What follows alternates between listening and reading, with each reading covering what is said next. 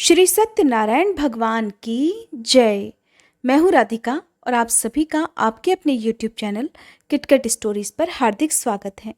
आज पूर्णिमा के शुभ अवसर पर सुनिए श्री सत्यनारायण भगवान की कथा और आरती। एक बार नैमिषारण्य क्षेत्र में एकत्रित शौनक आदि ऋषियों ने श्री सूत जी महाराज से पूछा, हे महामुने, किस व्रत या तप से अभीष्ट फल की प्राप्ति होती है? हम ये आपसे सुनना चाहते हैं, कृपया बताइए।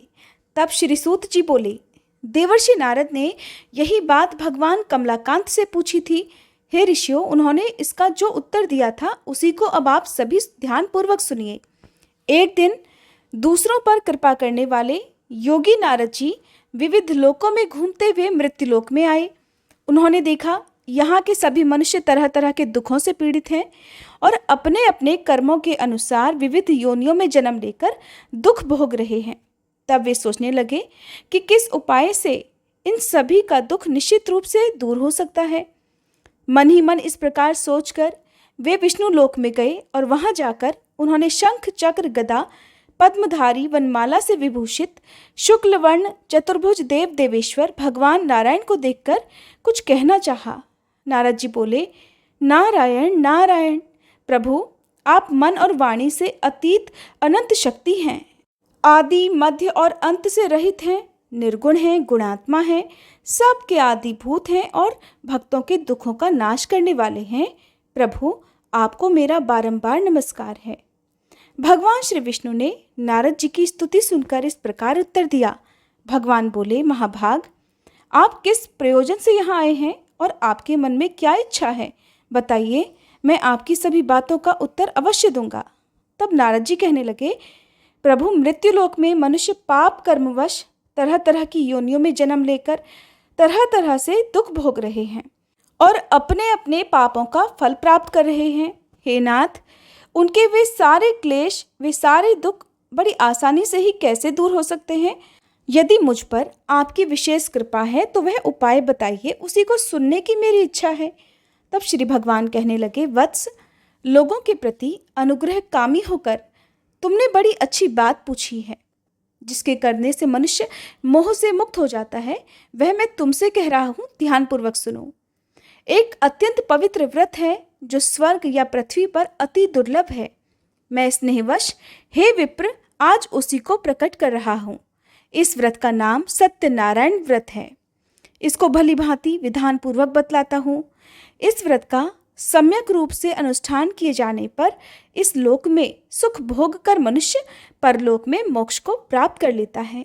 भगवान की इस बात को सुनकर नारद जी ने फिर कहा कि प्रभु, इस व्रत का क्या फल है, इसकी क्या विधि है और किसने ये व्रत किया था और कब किया था, ये सब भी विस्तार पूर्वक बतलाइए। तब श्री भगवान बोले, इस व्रत से दुख शोक आदि का नाश होता है, धन धान्य की वृद्धि होती है और ये व्रत सौभाग्य, संतति और सर्वत्र विजय प्रदान करता है। मनुष्य भक्ति श्रद्धा के साथ जिस किसी दिन ये व्रत कर सकता है, परंतु सत्यनारायण देव निशामुख अर्थात संध्या के समय पूजे जाने पर संतुष्ट होते हैं। धर्मपरायण मनुष्य ब्राह्मण और बंधु बांधवों के साथ ये व्रत करे, भक्ति के साथ भोग लगाए। भोग उत्तम पदार्थों का होना चाहिए। भोग सवा के हिसाब से, जैसे सवा छटाक, सवा पाव, सवा सेर आदि होना चाहिए। केला, घी, दूध, गेहूं, गेहूं का आटा ना मिलने पर चावल का आटा और चीनी अथवा गुड़ का भोग लगाना चाहिए। ये सभी चीज़ें परिमाण में सवा के हिसाब से ही होनी चाहिए और सबको एकत्र कर निवेदन करना चाहिए। फिर घर के लोगों के साथ कथा सुनकर योग्य ब्राह्मण को दक्षिणा देनी चाहिए। इसके बाद ब्राह्मणों को प्रसाद खिलाकर अपने बंधु बांधवों के साथ भक्तिपूर्वक खुद भी प्रसाद ग्रहण करना चाहिए और भगवान के सामने प्रेम परवश होकर नाचना और गाना चाहिए। इसके बाद स्तुति करके श्री सत्यनारायण भगवान का स्मरण करते हुए घर जाना चाहिए। इस प्रकार करने पर मनुष्यों को निश्चय ही मनोवांछित फल प्राप्त होगा। विशेषकर इस कलयुग में तो सत्यनारायण व्रत के अलावा पृथ्वी पर अभीष्ट सिद्धि का और कोई उपाय है ही नहीं। पूर्व काल में एक ब्राह्मण इस व्रत को करके कृतकृत्य हो गए थे। अब उनकी कथा कहता हूँ, सुनो। काशीपुर ग्राम में एक निर्धन ब्राह्मण रहा करते थे। वे भूख प्यास से व्याकुल होकर सदा पृथ्वी पर भटका करते। ब्राह्मण को दुखी देखकर ब्राह्मण प्रिय भगवान वृद्ध ब्राह्मण का रूप बनाकर उनके पास आए और उन्होंने बड़े आदर के साथ पूछा, हे ब्राह्मण देवता, आप किस लिए अत्यंत दुखी होकर सारी पृथ्वी पर भटक रहे हैं? अगर आपकी इच्छा हो तो सारी बात मुझसे कहिए, मैं सुनना चाहता हूँ। ब्राह्मण ने कहा, मैं बड़ा गरीब हूँ और भीख मांगने के लिए ही इस प्रकार भटकता रहता हूँ। आप कोई उपाय जानते हो तो हे प्रभु कृपा पूर्वक मुझे बताइए। वृद्ध ब्राह्मण ने कहा, सत्यनारायण विष्णु भगवान मनचाहा फल देते हैं। हे ब्राह्मण, आप श्री सत्यनारायण भगवान का उत्तम व्रत करें। मनुष्य इस व्रत को करके सभी दुखों से मुक्त हो जाता है। भगवान बोले। वृद्ध बने वे सत्यनारायण ब्राह्मण को आदरपूर्वक व्रत की पूरी विधि बताकर वहां से अंतर्ध्यान हो गए। इसके बाद वे ब्राह्मण मन ही मन भगवान का चिंतन करते हुए अपने घर लौटे। उन्होंने समझा कि श्री नारायण ने ही मुझको ये व्रत बतलाया है, इसलिए मैं इस व्रत को अवश्य रखूंगा। ब्राह्मण इसी सोच विचार में रहे। उनको रात में नींद नहीं आई। प्रातःकाल उठते ही मैं सत्यनारायण व्रत करूंगा, ये संकल्प करके वह ब्राह्मण भिक्षा के लिए चल दिए। उस दिन ब्राह्मण को और दिन की अपेक्षा अधिक धन की प्राप्ति हुई। उसके द्वारा उन्होंने बंधु बांधवों के साथ सत्यनारायण भगवान का व्रत किया और उस व्रत के प्रभाव से वे श्रेष्ठ ब्राह्मण सभी दुखों से छूटकर संपूर्ण संपत्ति से संपन्न हो गए। तभी से वे हर महीने श्री सत्यनारायण व्रत करने लगे। श्री भगवान ने आगे कहा, हे देवर्षि, वे उत्तम ब्राह्मण व्रत रूपधारी नारायण के द्वारा व्रत को जानकर सभी पापों से मुक्त हो गए और उन्होंने दुर्लभ मोक्ष की प्राप्ति की। हे नारद, जिस समय इस व्रत का पृथ्वी में प्रचार होगा उसी समय मनुष्यों के सभी दुख नष्ट हो जाएंगे। श्री सूत जी बोले, हे ऋषियों, नारायण ने महात्मा नारद को जैसा कहा था ठीक वैसा ही मैंने आप लोगों से कह दिया, अब और क्या कहूँ। तब ऋषियों ने पूछा, इसके बाद पृथ्वी पर इस व्रत का अनुष्ठान किस मनुष्य ने किया था? हे मुने, ये सब हम सुनना चाहते हैं। इस विषय में हमारे मन में बड़ी श्रद्धा हो गई है। तब श्री सूत जी कहने लगे, मुनियों, उसके बाद पृथ्वी पर किसने ये व्रत किया था अब ये भी सुनो। एक दिन वे श्रेष्ठ ब्राह्मण अपने बंधु बांधवों के साथ अपने वैभव के अनुसार व्रत कर रहे थे। उसी समय वहां एक लकड़हारा आया। लकड़हारे ने लकड़ी बाहर रख दी और वह ब्राह्मण के घर के अंदर चला गया। उस समय वह प्यास से पीड़ित था। उन ब्राह्मण को कार्य में लगे देखकर प्रणाम करके उसने पूछा, महाराज, आप ये क्या कर रहे हैं? ब्राह्मण ने कहा, ये श्री सत्यनारायण भगवान का व्रत है। ये व्रत दुख दारिद्रता का नाश करने वाला है और सभी प्रकार की इच्छित वस्तुओं को देता है, पुत्र पौत्र आदि की वृद्धि करता है। इस व्रत के प्रभाव से ही धन धान्य आदि महान समृद्धि से मेरा घर भर गया है। ब्राह्मण की इस बात को सुनकर लकड़हारे को बड़ी प्रसन्नता हुई। वह जल पीकर और प्रसाद लेकर शांत मन से श्री सत्यनारायण देव का चिंतन करता हुआ अपने नगर में चला गया। उसने मन ही मन कहा कि आज लकड़ियों के बेचने पर मुझे जो कुछ भी मिलेगा उसी के द्वारा मैं श्री सत्यदेव का ये उत्तम व्रत करूंगा। इस प्रकार मन में विचार कर वह लकड़ियों के बोझ को सिर पर उठाकर नगर में धनियों के रमणीय स्थान में पहुंच गया। आज लकड़हारे को लकड़ियों का दुगना दाम मिला। उसका मन प्रसन्न हो गया। वह पके हुए केले, चीनी, घी, दूध और गेहूं का आटा सब वस्तुएं सवाए हिसाब से लेकर घर पहुंचा। इसके बाद बंधु बांधवों को निमंत्रण देकर उसने विधि पूर्वक यह व्रत किया। इस व्रत के पुण्य प्रभाव से वह लकड़हारा धन और पुत्र से संपन्न हो गया तथा इस लोक में सभी सुख भोगकर अंत में सत्यपुर अर्थात वैकुंठ लोक को प्राप्त हुआ।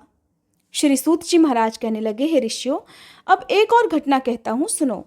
पूर्व काल में उल्कामुख नामक एक जितेंद्रिय सत्यवादी प्रबल पराक्रमी राजा थे। वे बुद्धिमान राजा प्रतिदिन भगवान के मंदिर में जाते और धन देकर ब्राह्मणों को संतुष्ट करते। उनकी पत्नी का नाम था भद्रशीला। वह सरोजवदना, प्रमुग्धा और पतिपरायणा सती थी। राजा रानी के साथ समुद्र के तट पर जाकर श्री सत्यनारायण का व्रत किया करते थे। एक दिन जब राजा व्रत कर रहे थे कि एक साधु नामक वणिक वहां पर आया। वह व्यापार के लिए नाना प्रकार के रत्न आदि पदार्थों को अपनी नौका में भरकर लाया था। वणिक समुद्र के किनारे नाव को खड़ी करके तट के ऊपर आया और व्रत करते हुए राजा को देखकर उसने विनम्रता पूर्वक पूछा। साधु ने कहा, राजन, भक्ति युक्त मन से आप ये क्या अनुष्ठान कर रहे हैं? इस समय मेरी इसे जानने की इच्छा है, इसलिए आप मुझे समझाकर कहिए।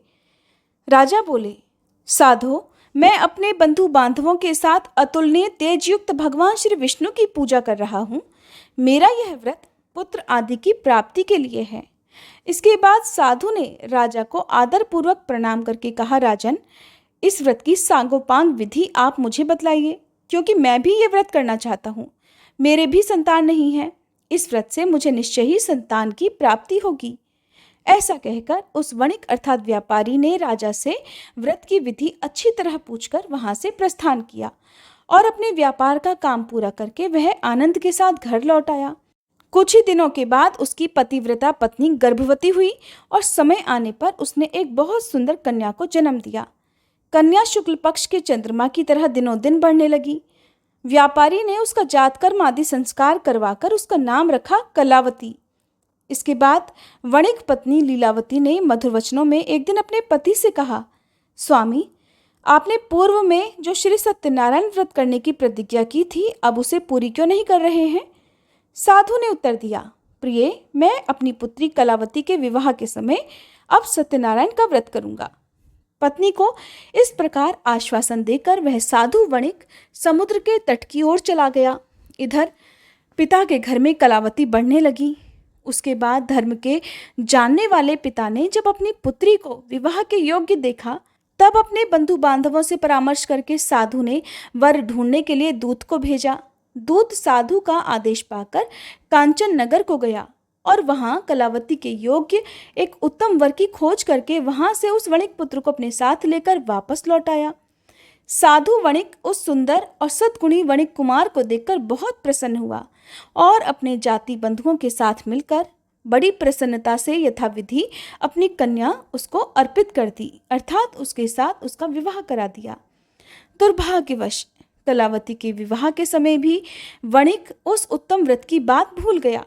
इससे श्री सत्यनारायण भगवान उस पर रुष्ट हो गए। कुछ दिनों के बाद वह व्यापार में निपुण व्यापारी अपने श्रीमान जामाता अर्थात दामाद को लेकर व्यापार के लिए बाहर गया और राजा चंद्रकेतु के राज्य में समुद्र के पास ही रमणीय रत्नसार नगर में जा पहुंचा। वहां एक पुरी बनाकर वह अपना व्यापार करने लगा।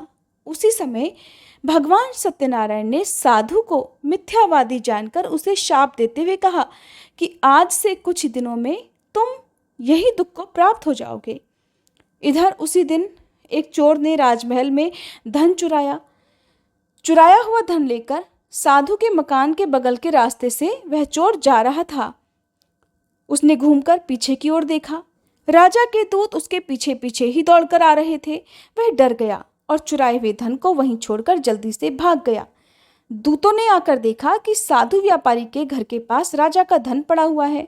तब उन्होंने जामाता के साथ उस साधु व्यापारी को पकड़ लिया और उन दोनों को बांधकर बड़ी प्रसन्नता से तुरंत राजा के पास ले जाकर कहा कि हे प्रभु, दोनों चोर पकड़ में आ गए हैं, इन्हें देखिए और आज्ञा दीजिए कि क्या किया जाए।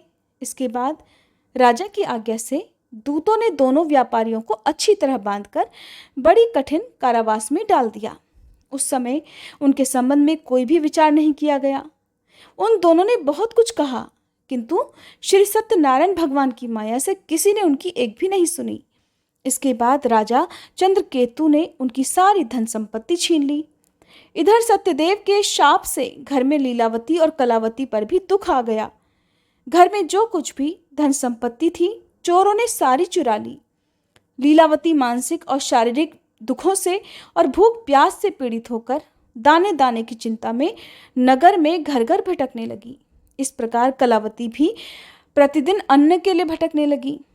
एक दिन भूख से व्याकुल कलावती घर से निकलकर किसी ब्राह्मण के घर पहुंची। उसने वहां देखा कि श्री सत्यनारायण भगवान का व्रत हो रहा है। वह वहीं बैठ गई और कथा सुनकर उसने भगवान से मनोरथ पूर्ति के लिए प्रार्थना की। इसके बाद प्रसाद लेकर उसी रात को वह अपने घर लौट आई। लीलावती ने अपनी कन्या को बहुत डांटकर कहा कि बेटी, तू इतनी रात तक कहाँ थी? तेरे मन में क्या है? कलावती ने उत्तर दिया, माता, ब्राह्मण के घर सत्यनारायण भगवान का व्रत था, मैं उसी को देख रही थी। श्री सत्यनारायण भगवान का ये व्रत सभी मनोरथों को पूर्ण करने वाला है। अपनी कन्या की बात सुनकर लीलावती भी यह व्रत करने को तैयार हो गई और उस साध्वी साधु पत्नी ने अपने सुहृद बंधुओं के साथ श्री सत्यनारायण भगवान का व्रत रखा। मेरे स्वामी और दामाद शीघ्र घर लौट आए। श्री सत्यनारायण भगवान से उसने बार बार इस वरदान के लिए प्रार्थना की और कहा, प्रभु मेरे पति और दामाद का अपराध क्षमा कर दीजिए। तब वणिक पत्नी के व्रत से भगवान सत्यनारायण प्रसन्न हो गए और उन्होंने श्रेष्ठ राजा चंद्रकेतु को स्वप्न में दर्शन देकर कहा कि राजन, सवेरा होते ही इन दोनों व्यापारियों को छोड़ देना और उनका जो धन तुमने छीना है उससे दोगुना उन्हें दे देना, नहीं तो मैं राज्य, धन और पुत्र के साथ तुम्हारा नाश कर दूंगा। राजा को स्वप्न में इतना कहकर प्रभु अंतर्ध्यान हो गए। प्रातःकाल होते ही वे राजा अपनी सभा में गए और अपने स्वजनों के साथ वहां बैठकर उन्होंने दूतों को आज्ञा दी कि अभी जाकर उन दोनों बंदी महाजनों को तुरंत कैद से मुक्त कर दो। राजा की आज्ञा पाकर दूतों ने दोनों व्यापारियों को मुक्त कर दिया और उन्हें साथ लेकर विनयपूर्वक राजा से कहा, महाराज, दोनों व्यापारियों की हथकड़ी बेड़ी खोलकर हम उन्हें यहाँ ले आए हैं। उसी समय उन दोनों के मन में पुरानी बातें याद आई और भगवान सत्यनारायण की महिमा को याद करके वे दोनों व्यापारी विस्मय और भय से विह्वल हो गए। उन्होंने राजा चंद्रकेतु को प्रणाम किया। राजा ने भी उनको देखकर बड़े आदर से कहा, दैववश तुम्हें ये महान कष्ट भोगना पड़ा, अब तुम्हें कोई भय नहीं है, तुम दोनों को मुक्त कर दिया गया है। इसके बाद राजा चंद्रकेतु ने सोने और रत्नों से बने हुए गहनों के द्वारा दोनों व्यापारियों को सुसज्जित किया, बड़ी मीठी वाणी से उनको अति सुख पहुंचाया और छीने हुए धन से दोगुना धन देकर उनसे कहा, साधो अब अपने घर जाओ। साधु ने राजा को प्रणाम करके कहा, राजन, आपकी कृपा से ही मैं घर जाने में समर्थ हो सका हूँ। उस समय साधु ने मंगलाचार करते हुए यात्रा प्रारंभ की, ब्राह्मणों को धन का दान किया और अपने नगर की ओर दोनों चल पड़े। कुछ ही दूर आगे बढ़ने पर भगवान सत्यनारायण ने दंडी के वेश में आकर उनसे पूछा, बताओ तो तुम्हारी नाव में क्या है। तब महाराज ने बड़े गर्व से साधु की अवहेलना करके उसकी हंसी उड़ाते हुए कहा, दंडी, क्यों पूछ रहे हो? तुम्हें रुपए चाहिए क्या? मेरी नाव में तो लता और पत्ते भरे हुए हैं। दंडी के वेश में आए हुए श्री सत्यनारायण भगवान साधु के इन निष्ठुर वचनों को सुनकर कहने लगे, तुम्हारे वचन सत्य हों। और ऐसा कहकर वे तुरंत वहां से चल दिए। दंडी के कुछ दूर चले जाने पर साधु भी समुद्र के किनारे पहुंचा और नित्य क्रिया आदि करके जब वह अपनी नाव पर गया तो उसने देखा कि नाव में तो लता और पत्ते भरे हुए हैं। ये देखकर उसे बड़ा आश्चर्य हुआ और वह मूर्छित होकर धरती पर गिर पड़ा। थोड़ी देर के बाद होश आने पर वह बड़ी चिंता में डूब गया। अपने ससुर की यह दशा देखकर दामाद ने उससे कहा कि आप किस लिए शोक कर रहे हैं? ये सब तो दंडी महाराज के शाप का ही फल है। वे सब कुछ करने में समर्थ हैं, वे ही हरता करता है, इसमें कोई संदेह नहीं। हम दोनों चलकर उन्हीं की शरण लें तो हमारा मनोरथ पूर्ण हो जाएगा। दामाद की यह बात सुनकर साधु व्यापारी दौड़कर दंडी के पास पहुंचा और उनके दर्शन करके भक्तिपूर्वक नमस्कार करके उनसे बोला, महाराज, मैं बड़ा दुरात्मा हूँ।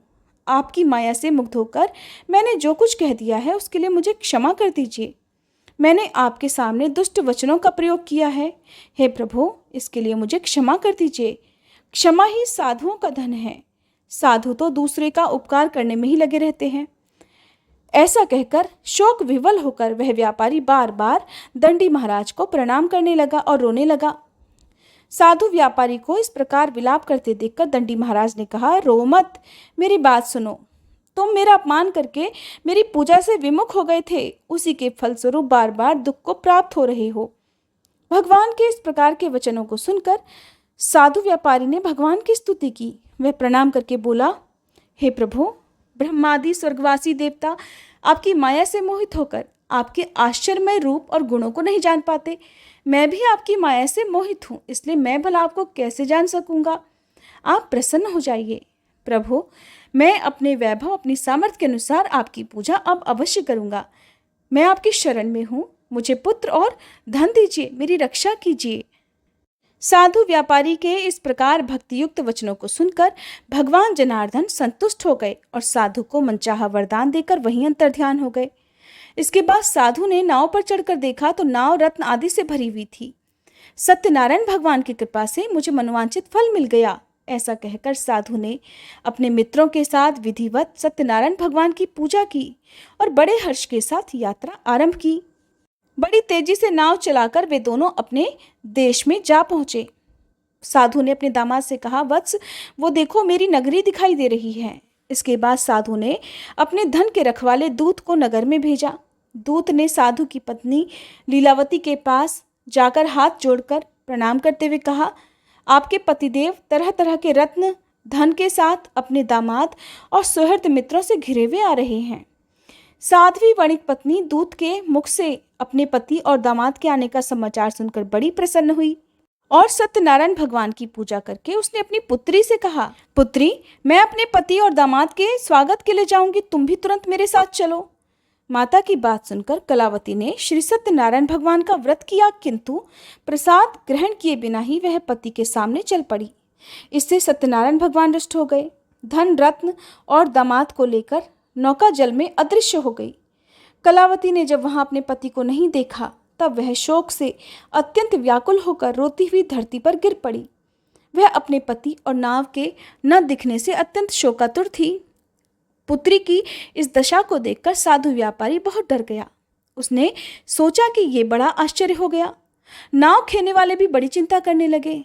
ये सब देखकर पतिव्रता लीलावती अत्यंत दुख से विवल होकर विलाप करती हुई अपने पति से कहने लगी, स्वामी, मैंने अभी अभी अपने दामाद को देखा था। क्षण मात्र में ही नौका के साथ दामाद भी अदृश्य हो गए। अब वे कहीं भी नहीं दिख रहे। पता नहीं किस देवता ने उन्हें इस प्रकार हरण कर लिया। आप क्या भगवान सत्यनारायण के प्रभाव को नहीं जानते? लीलावती इस प्रकार कहकर विलाप करने लगी। उसी के साथ सारे बंधु बांधव भी रोने लगे। लीलावती अपनी पुत्री को गोद में लेकर रोने विलाप करने लगी। पुत्री कलावती ने स्वामी को डूबा हुआ जानकर बड़े दुखी हृदय से पति की पादुका को लेकर सती होने का निश्चय किया।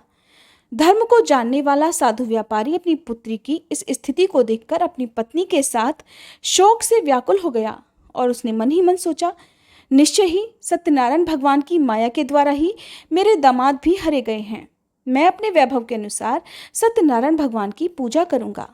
साधु ने वह सब लोगों को बुलाकर ये बात कही और अपनी इच्छा प्रकट करते हुए धरती पर दंड की तरह गिरकर वह बार बार सत्यनारायण भगवान को प्रणाम करने लगा। इससे सत्यनारायण भगवान प्रसन्न हो गए। उन्होंने आकाश से ही साधु के प्रति कहा, साधो, तुम्हारी कन्या मेरे भोग का अपमान करके पति को देखने के लिए आ गई थी। इसी कारण उसका पति अदृश्य हो गया है। अब वह घर जाए, प्रसाद ग्रहण करके लौटकर आए, तब अवश्य ही उसे स्वामी का सुख प्राप्त होगा, इसमें कोई संदेह नहीं। वणिक पुत्री कलावती ने आकाश से यह प्राण दान करने वाली आकाशवाणी सुनी और सुनकर तुरंत ही वह अपने घर चली गई। वहां जाकर उसने प्रसाद ग्रहण किया। इसके बाद जब वह लौट कर आई तब उसने अपने पति को, नाव और समस्त बंधुओं को देखा और अत्यंत सुखी हुई। उसने अपने पिता से कहा, पिताजी, आइए हम लोग घर चलते हैं, अब देर क्यों कर रहे हैं? पुत्री की इस बात को सुनकर वह व्यापारी प्रसन्न हो गया और विधि विधान के साथ भगवान सत्यनारायण की पूजा करके धन, रत्न और बंधुओं को साथ लेकर वह अपने घर पहुंचा। इसके बाद हर संक्रांति और पूर्णिमा को वह यथाविधि सत्यनारायण भगवान की पूजा करता हुआ इस लोक में सुखी होकर अंत में सत्यपुर को प्राप्त हो गया। श्री सूत जी बोले, हे श्रेष्ठ मुनियों, एक उपाख्यान और सुनिए। पूर्व काल में वंशध्वज नामक एक प्रजापालन में तत्पर राजा थे। उन्होंने सत्यनारायण भगवान के प्रसाद का परित्याग किया था, इसलिए वे दुख को प्राप्त हुए। एक दिन राजा ने वन में जाकर तरह तरह के हिरणों का शिकार किया। फिर जब विश्राम के लिए वे बरगद के वृक्ष के नीचे आए तब उन्होंने देखा कि ग्वाले लोग बड़े संतुष्ट मन से मित्रों को साथ लेकर भक्तिपूर्वक श्री सत्यनारायण भगवान की पूजा कर रहे हैं। तब राजा ने सत्यनारायण भगवान की पूजा होती देखी, किंतु घमंड के कारण ना तो वे वहां गए और ना ही प्रणाम किया। ग्वाले राजा के पास प्रसाद रखकर आ गए और पूजा की जगह आकर प्रसाद लेकर अपने अपने घरों को चले गए। राजा ने प्रसाद नहीं लिया, इसलिए वे बड़े दुख में पड़ गए। उनके 100 पुत्र मर गए, धन धान्य आदि सभी संपत्ति नष्ट हो गई। तब उन्होंने सोचा कि अवश्य ही सत्यदेव ने मेरा सब कुछ नष्ट कर दिया है, इसलिए जिस स्थान पर ग्वाले पूजा कर रहे थे अब मैं वहां जाऊंगा। राजा ने मन ही मन ऐसा निश्चय किया और ग्वालों के पास जाकर उनके साथ भक्ति श्रद्धा पूर्वक यथाविधि सत्यनारायण भगवान की पूजा की।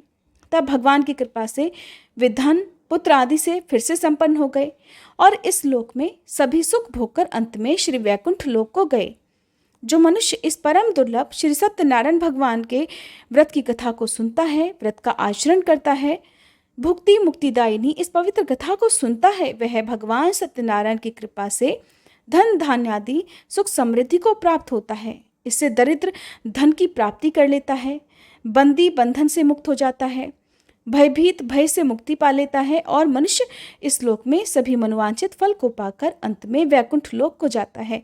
ये सत्य है और इसमें कोई संदेह नहीं। श्री सूत जी कहते हैं, ब्राह्मणों, आप लोगों को इस प्रकार मैंने श्री सत्यनारायण व्रत की महिमा सुनाई। इस व्रत का पालन करके मनुष्य सभी दुखों से मुक्त हो जाता है। विशेषतः कलयुग में श्री सत्यनारायण भगवान की पूजा महान फल देने वाली है। इस देव को कोई सत्यनारायण कहते हैं और कोई कोई सत्यदेव कहते हैं।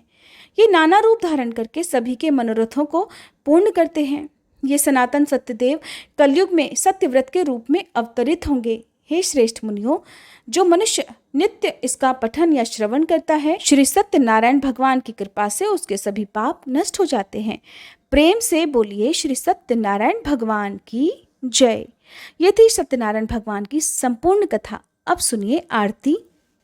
ओम जय लक्ष्मी रमणा स्वामी, जय लक्ष्मी रमणा, सत्यनारायण स्वामी, सत्यनारायण स्वामी, जनपातक हरणा, जय लक्ष्मी रमणा, रत्न जटित सिंहासन अद्भुत छवि राजे, स्वामी अद्भुत छवि राजे, नारद करत निराजन घंटा ध्वनि बाजे, जय लक्ष्मी रमणा, प्रकट भय कलि कारण द्विज को दर्श दियो, बूढ़ो ब्राह्मण बन के कंचन महल कियो, जय लक्ष्मी रमणा,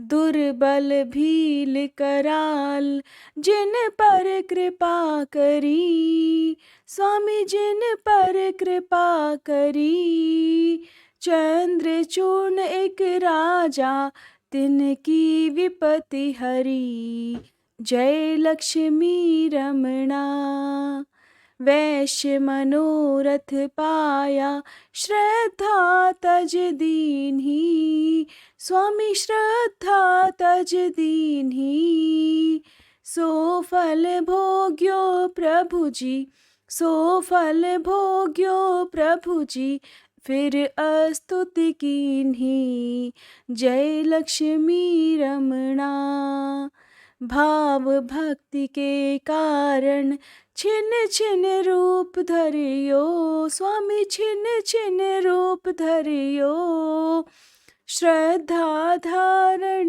कीनी, श्रद्धा धारण कीनी, तिनको काज सरियो, जय लक्ष्मी रमणा, ग्वाल बाल संग राजा वन में भक्ति करी, स्वामी वन में भक्ति करी, मन वांछित फल दीन हो, मन इच्छा फल दीन हो, दीन दयाल हरि, जय लक्ष्मी रमणा, चढ़त प्रसाद सवायो कदली फल मेवा, स्वामी कदली फल मेवा, धूप दीप तुलसी से राजी सत्य देवा, जय लक्ष्मी रमणा, श्री सत्यनारायण जी की आरती जो कोई नर गावे, स्वामी जो कोई नर गावे, रिद्धि सिद्धि सुख संपत्ति, रिद्धि सिद्धि सुख संपत्ति, सहज रूप पावे, जय लक्ष्मी रमणा, जय लक्ष्मी रमणा स्वामी जय लक्ष्मी रमणा सत्यनारायण स्वामी जनपातक हरणा जय लक्ष्मी रमणा स्वामी जय लक्ष्मी रमणा।